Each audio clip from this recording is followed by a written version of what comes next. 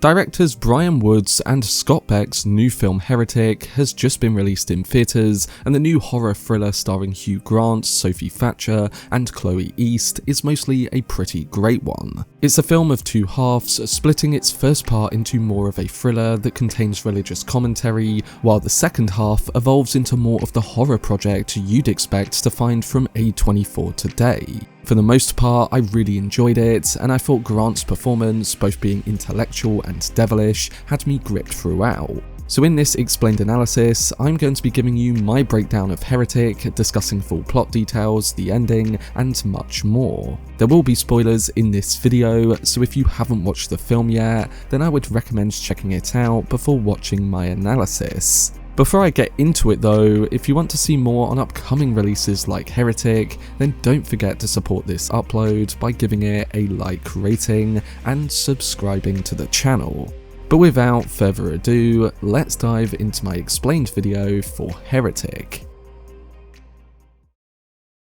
So in the Heretic movie, Hugh Grant showcases his versatility as an actor. As once primarily recognised for his roles in romantic comedies, the British star has experienced a remarkable career revival in recent years. A24's latest horror thriller, crafted by the talented writers and directors of A Quiet Place, Scott Beck and Bryan, presents quite the intriguing film about religion and control. We watch the tale of two Mormon missionaries who arrive at the home of an eccentric man aiming to share their faith, and the two girls find themselves battling for survival in a sinister game, leading them to re-evaluate the validity of their faith. It's a thrilling journey that offers profound commentary on societal views of religion, with an isolated backdrop intensifying the suspense throughout the film.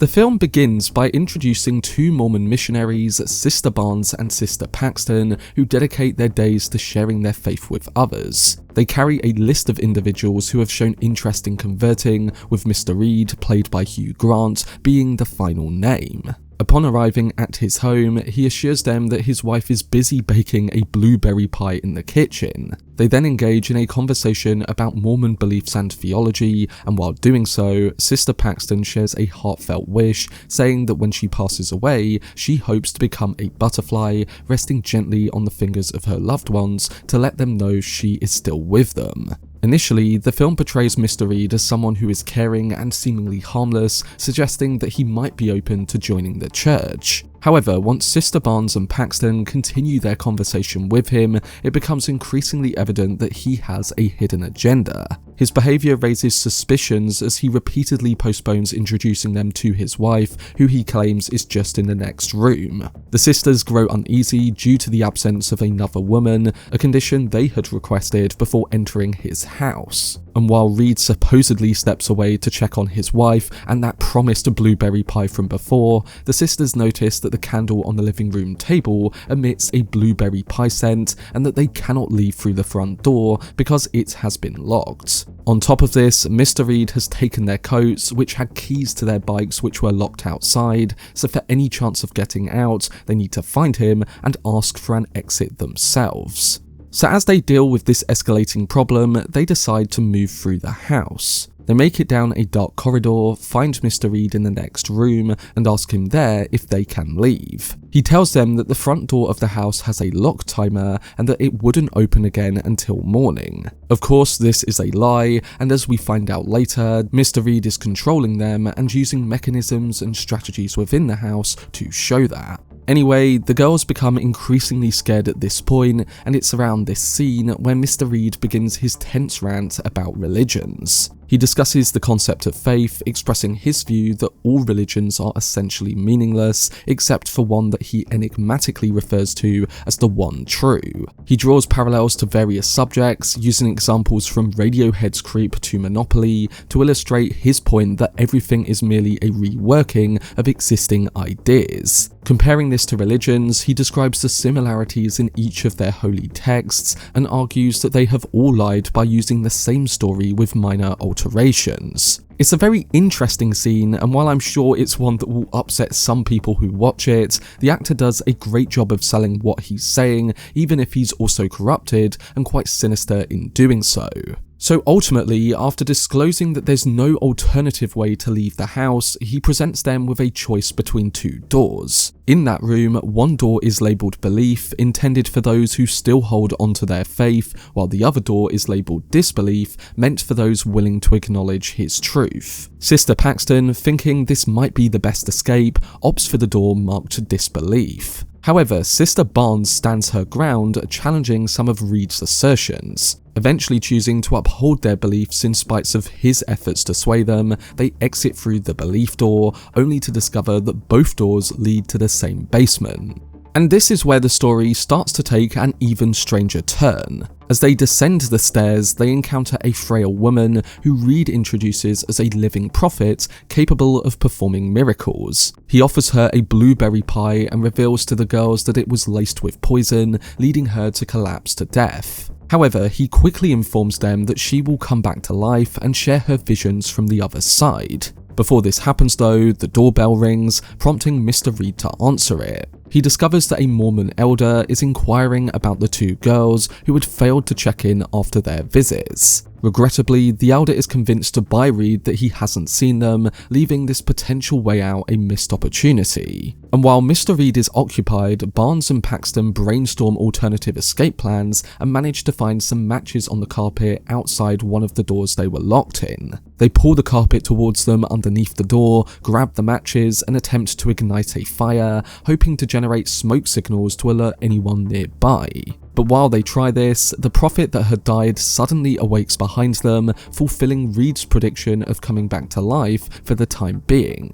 Once back, she shares her experience with the girls of seeing clouds and angels while she was dead, only to cryptically add at the end that it wasn't real. Mr. Reed eventually returns to the basement, where a heated argument ensues between the girls. In a shocking turn of events, he swiftly pulls out a knife and slashes Barnes' throat, seemingly ending her life. However, Reed insists that this act will be yet another miracle, asserting that she will come back to life much like the so-called prophet. When it becomes clear that things aren't unfolding as he predicted, he makes an incision into her arm and extracts a piece of metal. He asserts that this piece is evidence that Barnes never existed and that their reality is merely a simulation. He then reveals to Paxton that the only way for her to break free from the simulation is through suicide, as her true essence lies beyond it. From seeing and hearing all of this, she remains skeptical, and after some thinking, she argues that the metal object is really a contraceptive, suggesting that Reed is merely fabricating an excuse due to a flaw in his scheme. At the same time, she presents her own theory regarding how he managed to deceive them with his prophet. Paxton reveals that Reed cleverly replaced the deceased woman using the distraction of the doorbell, which he had expected, to have another woman dispose of the body and make them believe that she is the same person. This woman was then given a script detailing what life is like on the other side. But deviating from that script, she suggests that Reed had adapted the simulation aspect of his plan on the fly. It's around this moment that Paxton also stumbles upon a hatch below the table that the prophet was sat at. She learns that this opens into another cellar, where she descends to uncover a room filled with numerous women confined in cages who bear a striking resemblance to the prophet. So this discovery brings us to the ending of the film, where we find out exactly what Reed's plan was. He takes another route into the cellar and inquires with Paxton whether she has discovered the essence of the true religion. She responds saying that she believes that this is control. So every detail of his plan, except for the simulation aspect, was meticulously crafted to bring her to this realization, demonstrating that he possesses the power to manipulate anyone, just as he believes all religions do. And while he elaborates on his thoughts, Paxton uses this opportunity to plunge the letter knife that the two girls had found earlier on in the film into him and makes a run back to the previous basement. While she tends to the apparently lifeless Barnes, the injured Mr. Reed follows her and stabs her before she can try to escape. She collapses to the floor, beginning to pray, and as Reed gets closer, intent on killing her too, a sudden impact to the back of his head sends him crashing to the ground. In a twist of fate, it becomes clear that Barnes was actually still alive, and with her last ounce of strength, she intervenes to save Paxton before she does eventually die. While this might seem a bit odd, and you'd expect that Barnes was already dead, the idea of her saving the day actually links into the final scene of the movie, which is all about faith. In that final scene, Paxton makes her way back to Reed's study and gets out through a window. To her surprise, the world outside is blanketed in snow, and the sequence culminates with a butterfly gently landing on her hand, echoing her earlier words about what she would do when her time came. So the film leaves much open to interpretation, much like Mr. Reed's ambiguous stance on faith. In the climactic moments of the film, one could certainly view Barnes' struggle for survival as a miraculous event as she holds on just long enough to rescue her friend. She emerges from the house with her faith unshaken, a belief that is seemingly validated when she encounters the butterfly. So this could symbolise that Barnes has manifested in the very form she had previously mentioned she would return as. Yet on top of this, in one of the final shots, the butterfly vanishes from Paxton's finger, echoing one of Reed's earlier reflections on reality. He spoke of a dream where a man believed he was a butterfly, only to awaken and confront his true identity, suggesting that perhaps all of this is merely unfolding within Paxton's mind. And one other possibility to take away from this ending is that Paxton was indeed killed, and what we witness in the conclusion is her transition to the afterlife. The snowy ground could symbolise the clouds mentioned by the prophet earlier, while Barnes' return might signify an angelic presence. So ultimately, much like faith itself, it's up to each viewer who watches the film to determine the interpretation that resonates most with them. For me, I think I gravitate more towards the meaning of the first theory, as the story about the butterfly dream and the two girls clinging onto their faith is something that seems more likely with the direction the film was going in. But I do like that they left this ending open, as it's the kind of effect that makes you want to revisit the film and see if you notice anything different on a second watch. While Paxton may appear to be the more vulnerable of the two girls, her strength is eventually equalled. And that's because, having endured the difficult experience at Mr. Reed's house, she continues to hold onto her faith by the very end of the movie. But that was my breakdown and analysis for Heretic. Overall, I thought A24's new film was a solid one, taking quite a touchy subject and not being afraid to go into certain topics and themes, while keeping the pulpy thrill of a lot of the studio's recent horror films. In particular, I was really impressed with how the directors took just a few actors and one location and really went deep into the topics they were presenting. It almost reminded me of how Alex Garland made Ex Machina many years ago and did so with just 3 actors and mostly a single location. It shows they had a good story behind it, yet they didn't abandon the thrills and horror that we have been accustomed to seeing with an A24 film. I have to praise the performance from Hugh Grant as well, who really excelled in playing a creepier role here, one that we rarely see from the actor. He wasn't too over the top, and yet he wasn't light with it too, finding the perfect balance. The only thing I didn't love was the more conventional shift in the final act to traditional horror,